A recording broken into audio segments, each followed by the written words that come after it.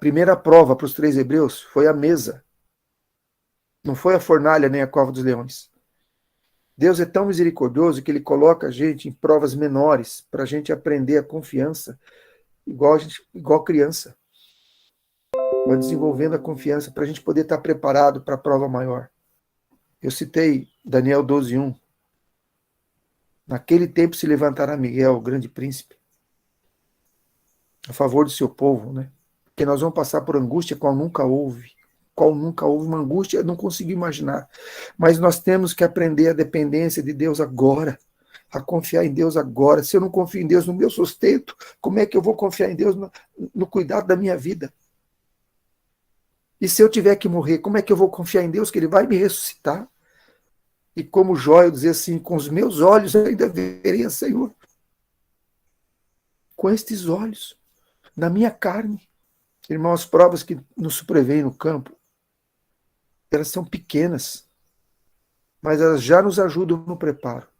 Talvez alguns conheçam que eu já contei isso, mas teve um tempo de seca, teve 2 anos de seca, vocês devem ter acompanhado isso, as cidades sofreram também. E aqui nós sofremos também. A nossa nascente, ela foi minguando, minguando, minguando, minguando. Todo dia olhar a nascente e a água ia baixando. E tem o cano de saída da nascente, e a água não pode baixar do limite superior do cano, porque senão entra ar. E aí a água não sobe para a caixa. Vinha por gravidade, mas no final ela subia para a caixa, que ficava abaixo, obviamente, da nascente, mas não pode entrar ar, senão ela não, o ar acumula na curva e a água não sobe. E a água foi baixando, e nós orando. Irmão, sabe até onde baixou essa água? Essa água baixou até o limite do cano. Ela tem, imagina o cano, e aqui o corpo do cano. Ela ficou no meio do corpo, que é 3 milímetros, ela ficou ali. Em cima do cano estava seco. E não tinha, a água não baixou para entrar nada de ar. 2 meses ficou assim. Ela vinha baixando gradualmente, pois parou ali. Quem é que falou para a água parar ali? Não é coincidência, irmão, não existe coincidência. O Senhor mostrou para nós, eu estou cuidando de vocês. Eu determinei o lugar dessa água parar. Se a água tivesse parado um palmo acima do cano, talvez eu não tivesse entendido que foi providência divina. Mas ela parou no limite da providência. E assim ficou 2 meses até que começou a chover. Se Deus pode cuidar da nossa água, Ele vai cuidar da nossa alma. Ele vai cuidar dos meus filhos. Ele vai cuidar da minha fé. A nossa confiança, ela tem que estar no Senhor. Não na terra, não no saldo, não nas reservas de alimento. Eu faço reserva aqui, mas eu sei que essa reserva é só para esse tempo prévio, não é para o tempo de angústia. Nem o sítio nós vamos abandonar o sítio. Eu espero vendê-lo antes de perdê-lo para transformar tudo em conflito. Graças a Deus chegaram 500 grandes conflitos semana passada para distribuir. O Senhor vai cuidar de nós. Nossa dependência total do Senhor. E isso nós precisamos aprender hoje. Hoje, deveis ter purificado o vosso vaso. Que o Senhor nos ajude, que o Senhor nos ilumine, que o Senhor dê a cada um disposição de buscar o conhecimento. Porque sem conhecimento não tem fé. A fé é dom de Deus, mas ela vem pelo conhecer a palavra de Deus. Invista no conhecimento, invista no estudo, ensina seu filho tudo. Um filho de 12 anos tem que saber toda a mensagem adventista, toda, e dar a razão da sua fé. Ensinar as profecias, tudo. De 12 anos pode ser menos, hoje as pessoas estão amadurecendo mais rápido. Os nossos filhos, eles sabem toda a nossa fé, toda a nossa doutrina. Tem experiência pessoal com Deus. Que o Senhor nos ajude a estarmos de pé naquele dia. Que o Senhor nos ajude a termos purificado o nosso vaso para sermos selados, recebermos a chuva serôdia, darmos o alto clamor e depois fugirmos. Que o Senhor nos ajude a fugir na hora certa. E desde já fugir do pecado. Amém. Ok, vamos então iniciar o nosso diálogo, o nosso bate-papo. Se você tem alguma pergunta, algum breve comentário, levanta a mão ou coloca aqui no chat, tá bom? E a gente vai conversando, vai batendo um papo aí. Irmão Alain? Bom dia, irmãos. Eu gostaria de perguntar ao irmão Mauro. Irmão Mauro, bom dia. Deus continue abençoando você, seu ministério, que seja tudo mesmo para a honra e glória de Deus, né? Amém. Em relação ao tempo que você falava de sair, né, das grandes cidades e também, posteriormente, sair das pequenas, a mensagem é de 1885 ou de 1888? Isso. E se de fato estamos atrasados e muitos atrasados, é verdade isso? Irmãos, nós já estamos muitíssimos atrasados. Muitíssimo. Agora não é nem mais hora para ir para a cidade pequena, agora já é para ir para o campo direto. Não tem mais esse tempo de transição. Nós estamos já no limiar, né, dos eventos finais. Não tem mais. O que nós vamos esperar? A imagem da besta já está formada. Os Estados Unidos já deu a mão para o romanismo. Entende? Agora, a única coisa que está faltando, na minha opinião, a única coisa é um povo preparado. Porque está tudo pronto. O Senhor está retendo os ventos, os anjos estão retendo os ventos. Por quê? Porque o povo não está preparado. A hora que tiver um povo preparado, que reflita perfeitamente o caráter de Deus, os ventos serão soltos. Não depende mais do mundo, depende. Está tudo pronto. Tá tudo já está caindo de maduro. O que falta? O que falta para terminar a obra? Falta cumprir-se Parábola de Jesus, página 69. O que diz lá? Cristo aguarda com fremente desejo a manifestação de si mesmo em sua igreja. Quando o caráter de Cristo se reproduzir perfeitamente em sua igreja, então virá para reclamá-los como seus. O que falta? É Cristo que está aguardando, não somos nós. Cristo aguarda o quê? Cristo aguarda um povo que reflita perfeitamente seu caráter. Cristo aguarda um povo que possa ser selado. E o selamento deve ser quando? Hoje. Hoje, se tiveres o seu vaso purificado. É isso que está faltando, irmãos. Está faltando um povo, 144 mil pessoas, que possam ser seladas. E nós não temos isso ainda, senão já teria vindo o fim. Amém. Obrigado, meu irmão. Deus abençoe. Irmão Mauro, comenta para a gente um pouco das datas, das citações do livro Vida no Campo. O irmão destacou lá a data daquela citação, acho que é Testemunhos para a Igreja, volume 5, né, que fala do Isso, cerco. Quais são sim. as datas aí Então, dos textos do Vida no Campo? 1885 foi feita aquela declaração, né? Quando a nação americana, né, nossa nação, arrogar-se no poder para decretar. Olha, arrogar-se no poder para decretar. Se fosse o decreto, teria assim: quando a nossa nação decretar ou fizer o decreto dominical, ou decretar o dia de repouso dominical, não está escrito isso, não está escrito decretar, está escrito arrogar-se no poder para.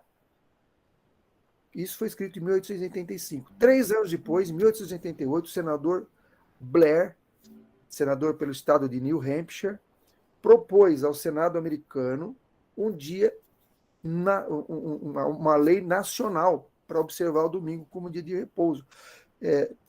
Dos 42 estados americanos, 37 já tinham leis dominicais. Blue Laws, né, que eles chamam. Isso.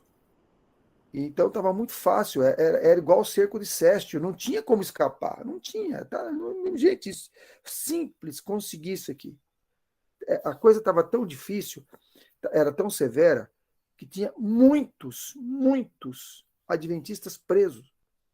Inclusive o filho da Ellen White estava preso porque abriu a publicadora no domingo. E essa lei não passou. Ou seja, o cerco foi desfeito, mas o sinal foi dado. A partir de 1888, vida no campo. Não tem nenhuma instrução a partir dessa data. E até escrevi para o pastor Renato Stêncio, perguntando se tinha alguma instrução no Espírito de Profecia, a partir de 1888, para morarmos na cidade. Não tem nenhuma instrução para morarmos na cidade depois de 1888.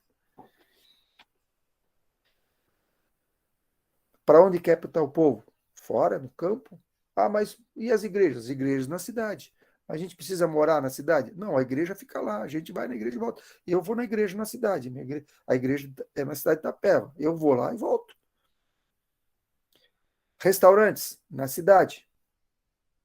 Não precisa morar lá. Vai lá, abre o restaurante, faz a comida e volta.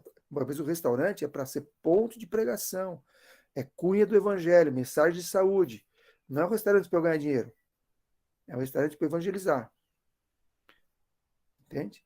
Então, igrejas, restaurantes na cidade. O resto, tudo fora. Escola, fora. Associações, fora. Uniões, fora. Divisão, fora. Hospitais, fora. Clínica, fora. Tudo fora da cidade. As ordens são explícitas e claras. Não precisa interpretar, não precisa olhar o grego, o hebraico. Está ali, linguagem viva, fora da cidade. É assim, é o que está escrito.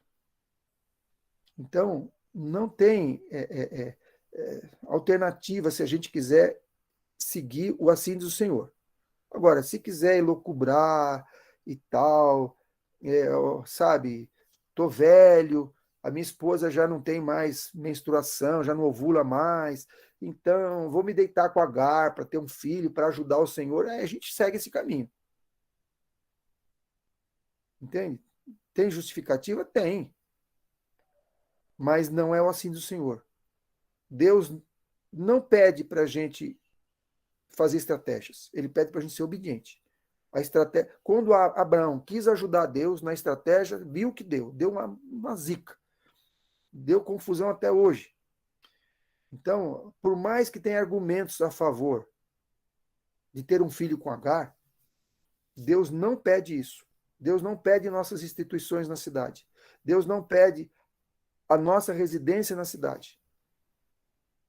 E como eu disse na palestra anterior, para a gente evangelizar a cidade, vamos cumprir a ordem do mensageiro que diz, vai lá, prega e volta.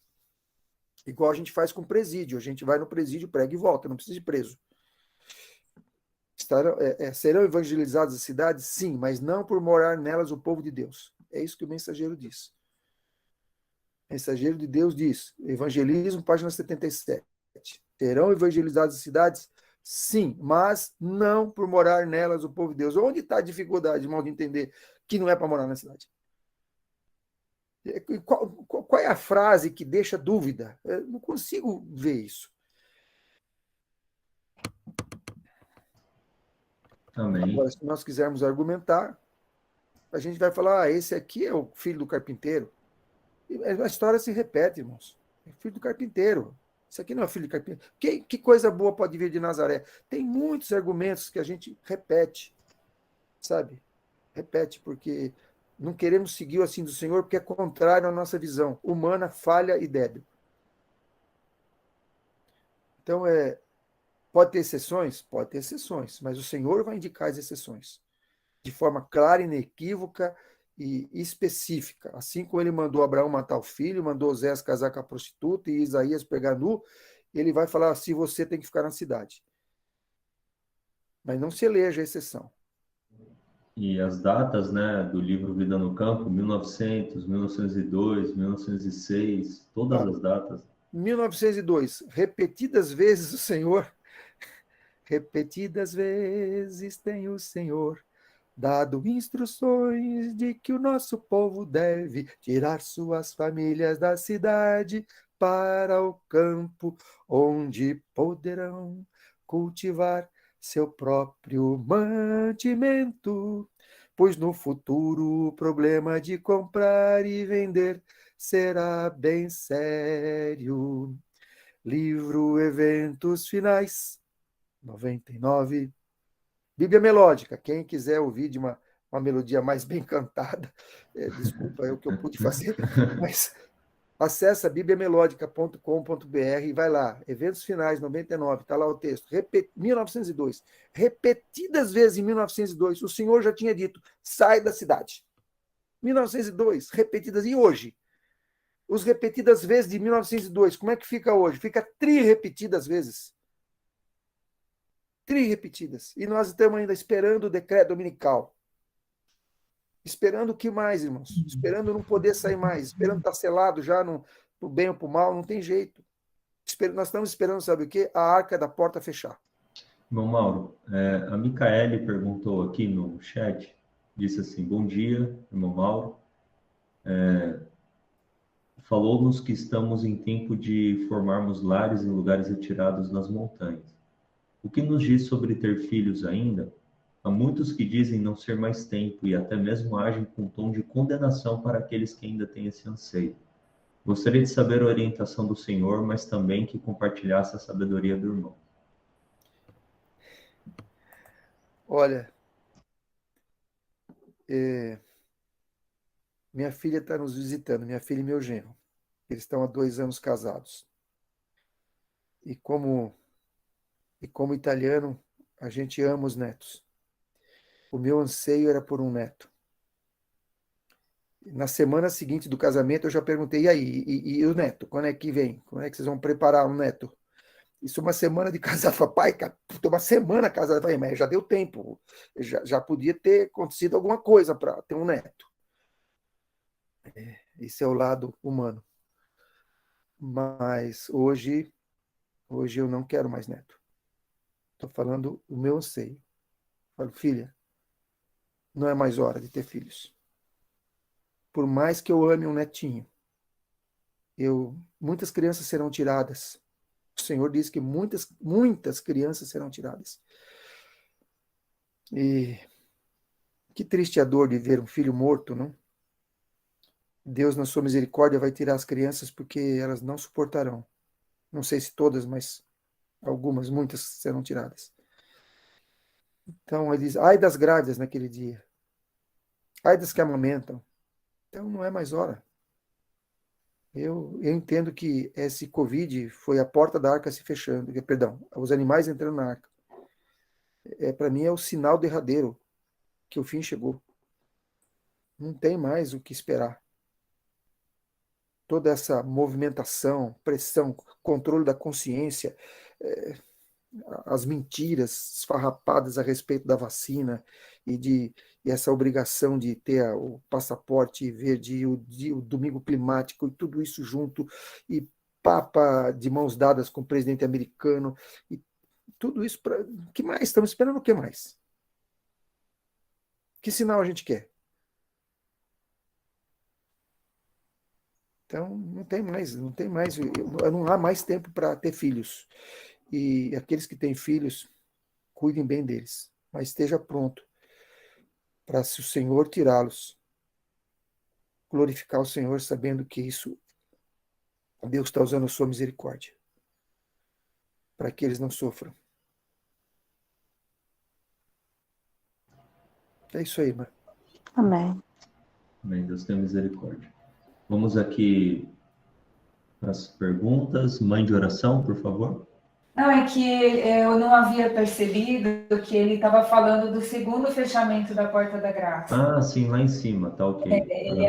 Ele havia já falado, né, que era primeiro para os de dentro e depois para os de fora, que aí vai ser o final mesmo, né? Quando for fechado realmente para todos, só vai existir os 2 grupos que a gente sempre ouviu falar.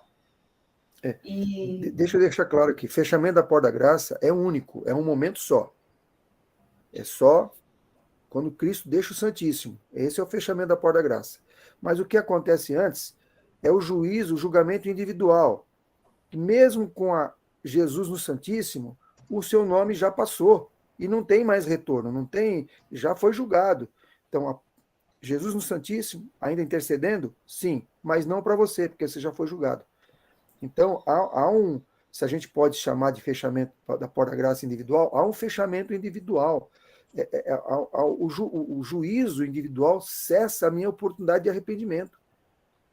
Entende? Se eu estou selado, é para a vida eterna. Se eu não estou selado, é para a perdição eterna. E Cristo ainda está no Santíssimo, porque ainda não acabou a obra do juízo. Nós temos que entender que o juízo não é de uma vez, não é coletivo, ele é individual e sequencial. E único para cada pessoa. Então, não pode ser ao mesmo tempo. Então, é isso aí. Então fica bem mais fácil de entender a pregação do pastor Benjamin, quando ele falou sobre a parábola das virgens. Não foi isso que bom, um tempo atrás ele fez uma pregação e ele falou sobre primeiro ser os de dentro, né? Sim. E os de dentro da igreja, porque vai haver primeiro um julgamento, que nem ontem a lição da escola sabatina fez a pergunta, né? Por que Jesus conta a história da vinda dele junto com o que iria acontecer com os judeus? Porque é a mesma coisa no fim dos tempos, né? Vai acontecer uma destruição, e principalmente talvez da instituição. Eu lembro de pregações de pessoas falando de quando as instituições forem fechadas. A gente não está preparado para tudo isso, porque a gente não estuda e não quer ver a nossa igreja acontecendo essas coisas, mas é uma realidade. É uma realidade que está aí para acontecer. A gente vai ter só a rua, não vai ter mesmo a mídia, é isso mesmo. A gente tem que estar preparado e a gente não consegue. É como os servos, os discípulos, acho que a gente está tudo dormindo. Mesmo acordando de madrugada, a gente está tentando despertar, e é algo que somente o estudo realmente, o estudo individual mesmo, é muita oração que a gente vai conseguir, não tem outra. Tudo muito assim, eu estou tentando fazer cair a ficha, ouvindo e falando tudo isso, eu estou tentando pensar, sabe? Perdoe. Estou fazendo a pergunta e já tentando entender a resposta. E assimilar a ideia, né? Raciocinar, assim, a gente... A Igreja de Deus, ela começou sem organização. Começou em 1844, a organização começou em 1863. Nesse período, de 1844 a 1863, não tinha igreja? Sim, tinha igreja. Estava organizada? Não. Na China, tem igreja? Tem. Tem organização? Não. Deus não depende da organização para ter uma igreja. A organização foi instituída por Deus para ser um auxílio para a igreja, para ser uma bênção para a igreja. Mas vai chegar um momento que ela não vai poder mais existir em função de legislação, etc. A igreja continua? Continua. Sem organização. Os pequenos grupos, né? Não tem problema. A organização é um instrumento de Deus, que Deus instituiu, inclusive deu o nome. A gente não deve mudar o nome. O nome é Adventista do Sétimo Dia. Não Amém. é outro nome. Esse é o nosso nome. E essa igreja continua até o final. Agora, com organização ou sem organização. Deus é que sabe. Entende? Eu vejo sim, muita dificuldade de uma organização com o nome Adventista do Sétimo Dia perdurar depois do decreto dominical. Se tem um decreto obrigando domingo, como é que eu vou ter uma instituição que diz sétimo dia? Deus tem os seus caminhos, eu não sei. Para mim não está claro isso, mas o importante é que a igreja de Deus será vitoriosa. Amém. Com ou sem organização. Amém. Eu compartilho com o irmão Mauro a visão de que o clamor da meia-noite, na parábola das 10 virgens, é o decreto dominical. Eis o noivo, é o seu encontro. É interessante que as virgens nécias, elas não são hipócritas, né, irmão Mauro? Diz lá no Parábola de Jesus, elas não são hipócritas. Elas advogaram a verdade, creem na verdade, mas não foram transformadas, o caráter não foi transformado pela verdade. Isso fez com que elas não estivessem preparadas. Então, a porta se fecha só quando o noivo entra na casa. Mas para as virgens nécias se fechou no clamor da meia-noite. Então, é esse fechamento prévio, né, da porta da graça que a gente tem comentado.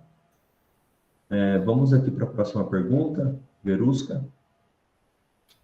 Pode fechar o áudio, mãe de oração, só para não dar ruído. Obrigado pela participação. Deus abençoe. Verusca. Oi, bom dia.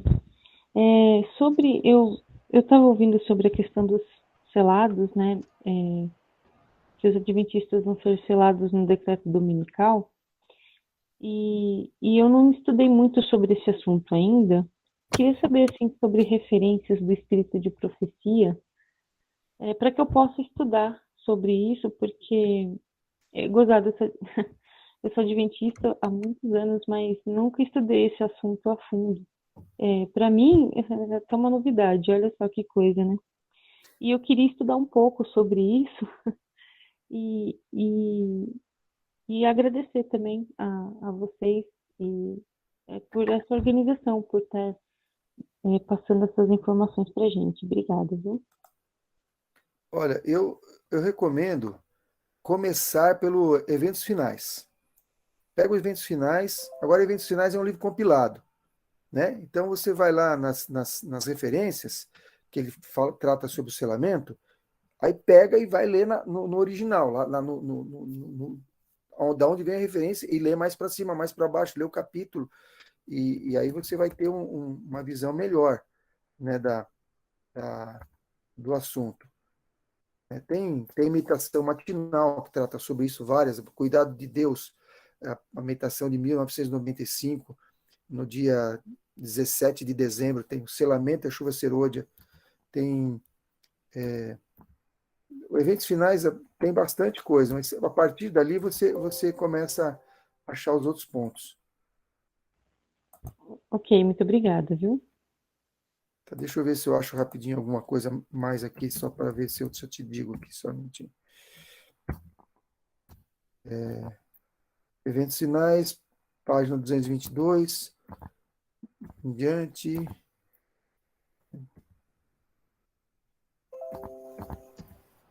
Eu trouxe aquele tema, irmão, quem virá como ladrão de noite, foi o tema que eu apresentei aqui. Eu acho que cria essa linha de raciocínio com textos bíblicos, com citações do Espírito de profecia, para que nós entendamos que quem virá como ladrão de noite para o povo de Deus, que conhece os eventos finais, não é a vinda de Cristo, mas a segunda vinda do Espírito Santo. Sim. Então é para esta primeira segunda vinda que temos que estar preparados. E existem dezenas de citações bíblicas do Espírito de profecia neste sentido. Uhum. Capítulo 4 de Primeiros Escritos, é um capítulo que chama o selamento.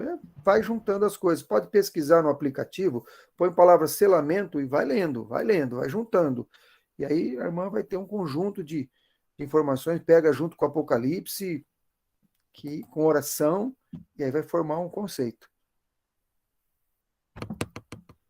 E só para, aonde que está essa pregação que você falou? Quem virá como ladrão para eu procurar? Olha, você pode entrar no YouTube, no sítio Ararat.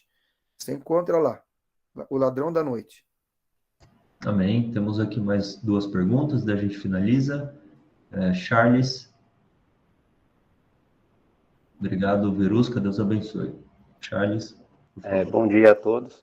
Olá, Mauro. Acho que você não lembra Olá. de mim, mas eu sou o pai do Bruno. O Bruno se lembra, né? De mim, não, né? Como é que eu não lembro de você, rapaz? Lembro sim, você esteve aqui faz pouco tempo, acho que uns 2 meses. Mas você lembra mais do Bruno, eu tenho certeza. O Bruno, sim. Mas isso é bom.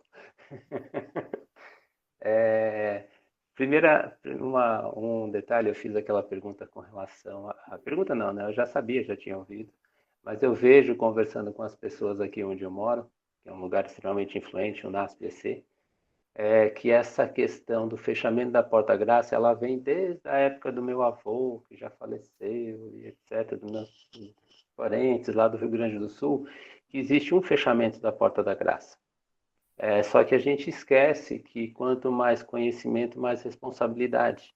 E desculpa os pastores que estão aí, não é uma crítica aos pastores, mas sim a postura, e eu tenho parentes que são pastores também, mas isso a gente não ouve nos sermões. Eu, pelo menos com 50 anos de igreja, eu não ouço isso claro, nunca ouvi isso claramente. Talvez as igrejas que eu frequentei que sempre foram igrejas grandes. Mas é um assunto que, na minha opinião, e eu tenho conversado bastante, que todo mundo está preocupado com a volta de Jesus. Mas a volta de Jesus, em primeiro momento, é A gente pode falecer, Jesus volta para a gente. Num segundo momento, que é um momento muito real, é o fechamento da porta da graça para quem tem mais conhecimento. E essa volta de Jesus, entre aspas, que ali acaba a oportunidade, que é o julgamento dos vivos, ela está muito próxima. E eu não vejo a urgência de todos os adventistas com relação a isso. É por isso que eu citei lá, tanto que uma das pessoas que estavam aí falou que nunca tinha ouvido falar. Essa é a minha observação sobre essa questão e é isso que eu tenho costumado falar com os meus amigos, etc. E vejo que muitos deles falam assim, nossa, mas a porta da graça não vai fechar para todo mundo junto? Então, Charles, muito obrigado. Uma das grandes armas do inimigo é, é fazer com que a gente prorrogue as nossas decisões. Postergar. Não, eu quero fazer, mas não agora. Eu quero mais para frente. Eu vou para o campo, mas primeiro vou me aposentar. Eu vou fazer isso, mas primeiro deixa acontecer. Esse assunto é tão antigo. Tem um amigo meu chamado Mats. Ele é filho do pastor Groschel, que foi diretor do IAE há muito tempo atrás. E ele era filho do diretor e com mais alguns outros filhos de professores, etc. Eles saíam para o bar no sábado, na hora do culto, porque era a hora que os pais estavam todos envolvidos na programação, não tinha como vigiá-los, era a hora que eles saíam para tomar cerveja. E eles falavam entre eles: olha, a gente sabe que estamos errados, né? A gente sabe que Jesus vai voltar, né? Que a igreja adventista é verdadeira, ninguém tem dúvida. Mas assim, quando sair o decreto dominical, então a gente se arrepende, a gente volta e faz tudo certinho. Graças a Deus, isso foi um período da vida dele. Hoje é uma pessoa dedicada à causa do Senhor e não pensa mais assim. Aliás, tem sido uma bênção na causa. Agora, essa política, esse pensamento de amanhã eu me preparo, esbarra no que o Charles falou, que é a morte, que pode ser a qualquer momento, mas principalmente no equívoco de que o processo é jurídico. O processo de salvação não é jurídico. Não é um momento que eu peço perdão e aí eu estou no céu. Não é. Ainda se vale do ladrão na cruz. Leia a história do ladrão da cruz no Desejar Todas as Nações. O ladrão na cruz já era seguidor de Cristo. Ele foi desviado pelos sacerdotes. E ali foi um reencontro. Não que não possa haver conversões instantâneas, mas se você conhece a verdade e está prorrogando para depois pedir perdão nas vésperas dos acontecimentos e achar que Cristo vai te salvar, lê do engano. Lê do engano. Tem que ter transformação de caráter. Deus não vai fazer plim-plim transformar caráter, não. O tempo de preparo do caráter é agora. O plim-plim é mudança de corpo, de natureza carnal para espiritual, corpórea. Tirar a mortalidade e colocar imortalidade. Caráter não muda. E como é que se transforma caráter? Transforma caráter é assim? Não. Transforma caráter é com batalhas renhidas contra o eu. É um processo. Então, achar que vai ter um carimbo, pediu perdão, está perdoado. Tá, não, é um processo de salvação. Se você tem tempo e prorroga, pensa o seguinte, vou dar um exemplo. Eu não sei quantas moças, quantas solteiras tem aqui, mas vale, as casadas também vão entender porque já foram noivas. Imagine se aparece um rapaz, você é jovem, ora para que apareça um bom marido, e você idealiza aquele príncipe, aquela pessoa que vai ser o seu futuro marido e tal. E aí aparece lá o rapaz interessado em você e fala: olha, eu te amo, eu quero me casar com você, eu quero lhe proteger, cuidar de você, ser um marido que te faça feliz. Só que é o seguinte, está no começo do ano, tá? Só que é o seguinte, até o Natal eu vou viver minha vida. Eu vou fazer o que eu quero, fazer tudo que eu tenho vontade, conhecer outras meninas. mas eu te amo. Agora, no Natal eu volto, aí em uma semana a gente se prepara e no Ano Novo a gente se casa. Quem que aceitaria essa proposta? Você aceitaria essa proposta? Veja se não é isso que nós estamos fazendo com Deus. Senhor, eu te amo, só que assim, eu quero ver minha vida agora. Mas quando sai o decreto, eu me preparo. Aí, naquela semaninha, né, a gente se casa logo em seguida. Isso mostra que não existe amor, não existe interesse, existe desejo de se dar bem, porque até o diabo quer vida eterna. O diabo quer céu, o diabo quer ruas de ouro, casa de marfim, vida eterna sem dor, o diabo quer também. Então, querer o céu não é mérito nenhum, não é vantagem para ninguém. Agora, submissão do caráter, desejo de fazer a vontade de Deus incondicionalmente, é isso que conta. É isso que vale. E isso tem que ser a partir de agora. Não é lá na frente. Por isso que eu não consigo imaginar esse negócio de essas pregações de 6.000 anos, marcando o ano da volta de Jesus. Isso não existe. Não tem ano da volta de Jesus. 6.000 anos é data, ordem de grandeza, não é matemática. Senão, como é que a gente pode apressar a vinda de Cristo se tem data marcada? Como é que Deus está esperando um povo preparado se tem data marcada? Então tinha que ter invasão do livre-arbítrio. Deus tinha que forçar ter o povo. Não é assim. Deus aguarda com fremendo desejo a manifestação de si mesmo em sua igreja. Cristo aguarda. Se tivesse data, não precisaria ter fremendo desejo. Já sabe qual a data? Bom, vou esperar até aquele dia. Fremendo desejo é que não tem data. Então, temos o preparo é hoje. Se a gente prorrogar, achar que pode ser amanhã, ficar consultando a agenda papal. Irmãos, o mundo todo gira em torno do engano. Você acha que o diabo vai dar dica para a gente se preparar? A agenda papal em 2027, 2000, não sei o quê. O diabo quer nos enganar. Ele quer achar que a gente tem tempo quando não tem. Vai falar de paz e segurança e vem repetindo a destruição.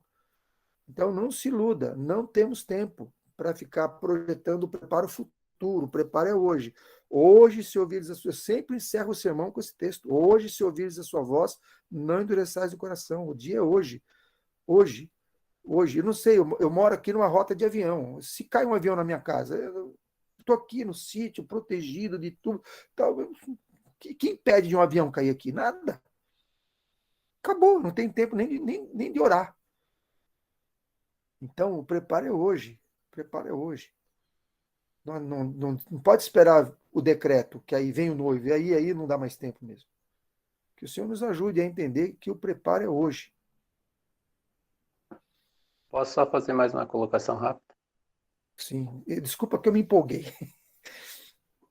O que eu tenho percebido também conversando aqui, e como todo mundo sabe, aqui tem muitos doutores, etc., conheço alguns, mas o que eu tenho percebido e conversando com muita gente e perguntando, acho que a principal questão é perguntar, já fiz várias pesquisas entre amigos pelo WhatsApp, etc., quando que as pessoas acreditam que Jesus vai voltar e etc., e o que eu tenho percebido é o seguinte: normalmente pessoas que estão passando por dificuldade, pessoas que perderam o emprego, pessoas que estão doentes, elas querem que Jesus volte logo, ou pessoas de mais idade.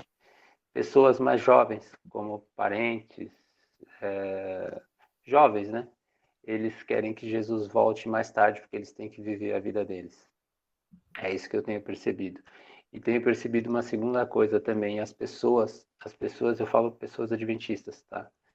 Fiéis, sinceras, amigos nossos aqui, tenho conversado bastante.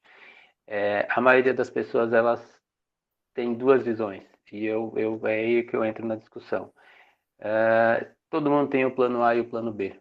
O plano A é se Jesus voltar hoje, e o plano B, eu tenho que terminar minha faculdade. Se Jesus não voltar, eu termino minha faculdade. E eu costumo dizer que esses dois planos, eles não conseguem conviver juntos.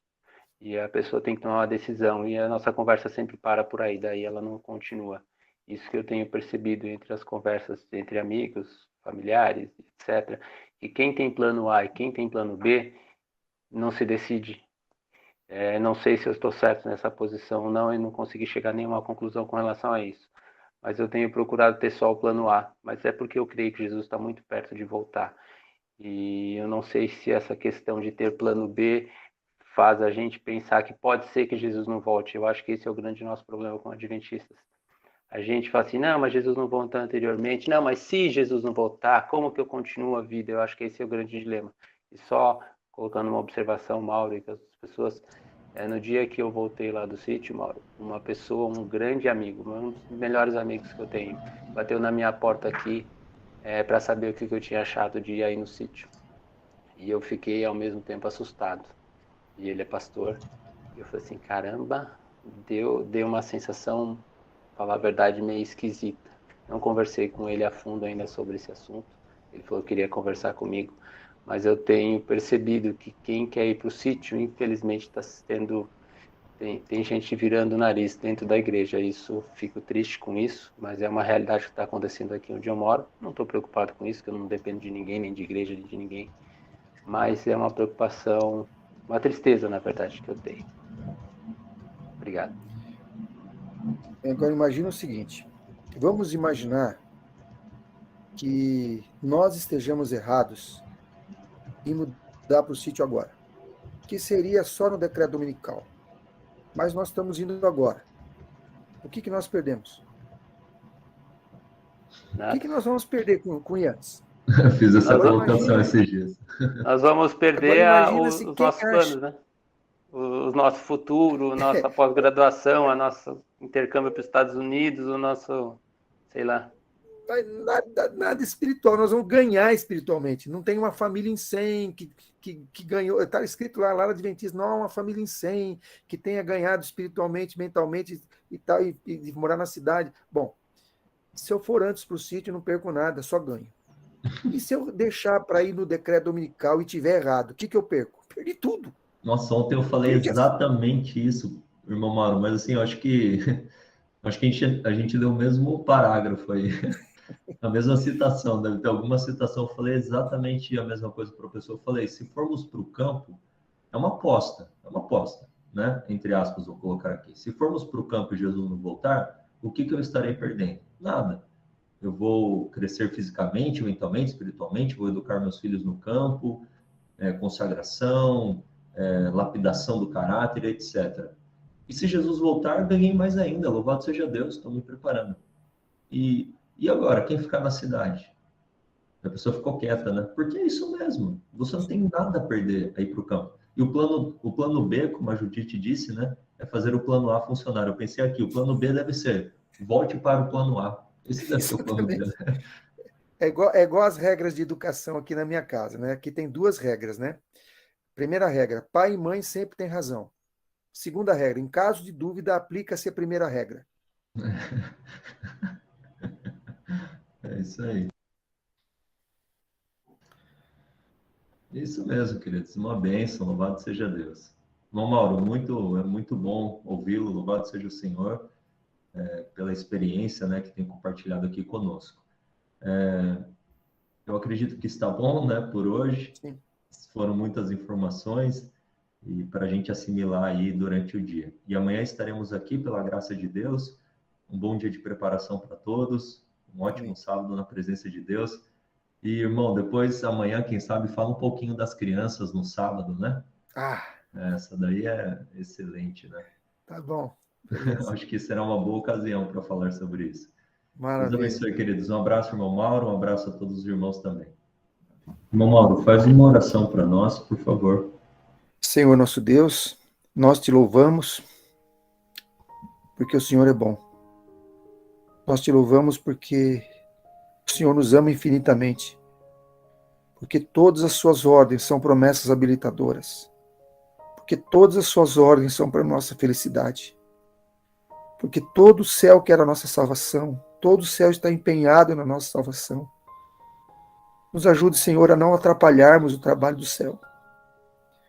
Nos ajude a não nos envolvermos tanto com os cuidados da vida, a ponto de colocá-los em primeiro lugar. Nos ajude a dedicar mais tempo para a tua obra, Senhor. Nos ajude a estarmos mais preocupados com a salvação de pessoas do que com a nossa conta bancária. Nos ajude a estarmos mais preocupados em fazer a tua vontade do que em seguir os nossos anseios. Nos ajude, Senhor, tem misericórdia do teu povo, da tua igreja, da liderança da tua igreja.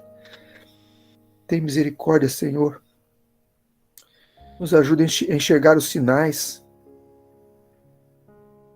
que estão à nossa volta e saber que o tempo já acabou. Senhor, tem misericórdia. Nos dê o teu Santo Espírito, Senhor, para nos iluminar, nos ajude a entender a tua vontade, a tua palavra, a não confundirmos as ordens, a não sermos enganados como foi o povo judeu. Usa a tua igreja, Senhor, usa o teu povo para a glória do teu nome. Nos ajude a viver para a glória do teu nome todo o tempo. Ajude a cada um que está me ouvindo aqui, que vai ouvir futuramente, para que tenha sempre em mente que quer comamos, quer bebamos, façamos qualquer outra coisa, que façamos tudo para a glória do teu nome. Que a nossa vida seja uma constante oração. O que queres que eu faça, Senhor? O que queres que eu faça? Usa-nos, Senhor. Que Gálatas 2:20 possa ser uma realidade na nossa vida. Que Cristo possa viver em nós e nós estejamos crucificados. Que o nosso eu morra e que nós não reclamemos de carregar a cruz, mas nos alegremos em poder participar das tribulações para a glória do teu nome. Nos entregamos a ti, Senhor, em nome de Jesus. Amém.